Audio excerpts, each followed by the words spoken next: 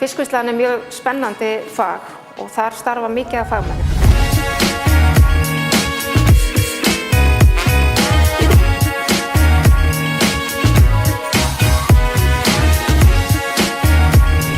Allir sem koma að fisknum þurfa að kunna sína vinnu og vinna vel. Öll skref vinnslunnar og veiðanna þurfa að vera í lagi. Ef einn klikkar þá erum við komið með hráefni og afurð sem ekki í lagi. Eða hráefni sem þarf að taka frá og verða ekki verðmæti úr.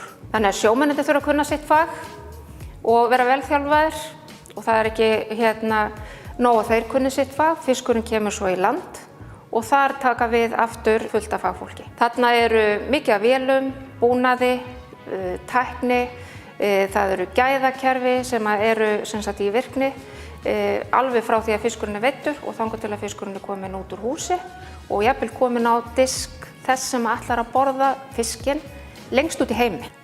Og það alltaf hægt að rekja í raun og veru hvaðan fiskurinn er.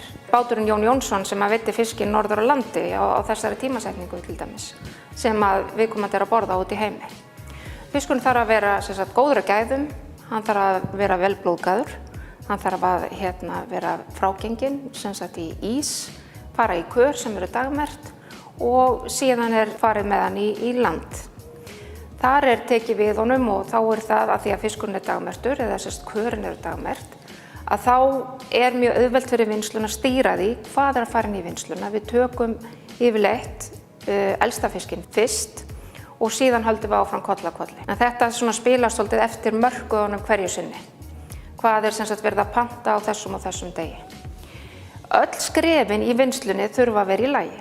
Þó við séum með heilan fisk og það ekki búið að opna hann, að þá þetta mikil verðmæti og fiskurinn mjög viðkvæmur. Ef það verið að taka fiskinn og hendunum á milli færibanda eða það hátt fall niður, að þá komið hnjask á fiskinn og við erum að fá hold, í raun og veru fiskhold sem komið los í. Og það sama út á sjó og alls staðar í vinnsluferlinu. Ef við klikkum eitthvað staðar, að þá erum við ekki í góðu máli með framleiðsluna.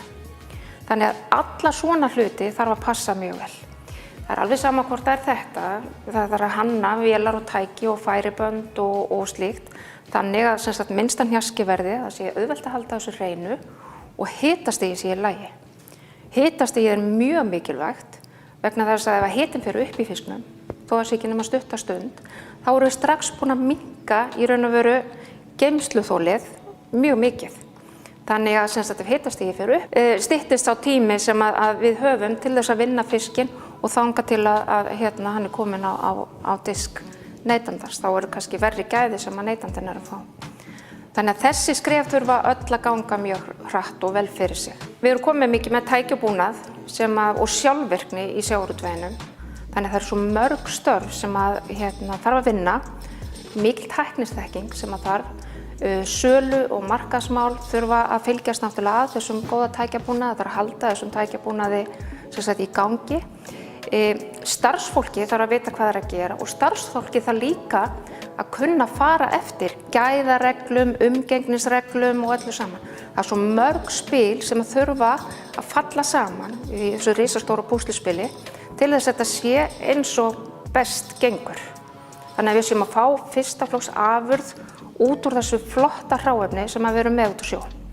Það sem syndandi hér í sjónum allt í kring hjá okkur, sem okkar í raun og veru verðmæti og auðlind, dýrmæti auðlind sem við berum ábyrgð á, fá sem mest verð fyrir þennan fisk og koma sem best frá okkur.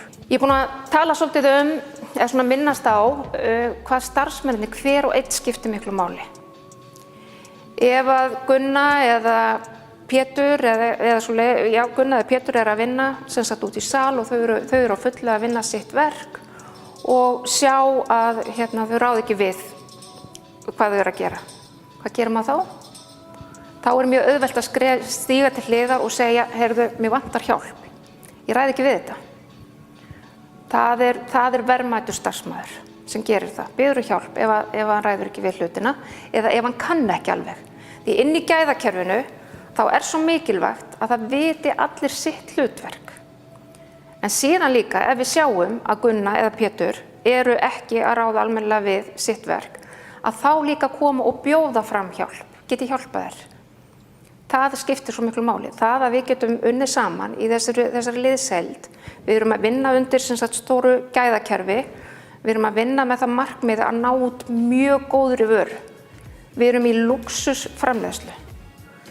Fiskur sem við erum að framleiða í dag, hann endar út á veitingarhúsum, út í heimi og fólk tilbúið til að borga mikið verð fyrir þessa flottu afurð sem við erum að gera inn í húsinu.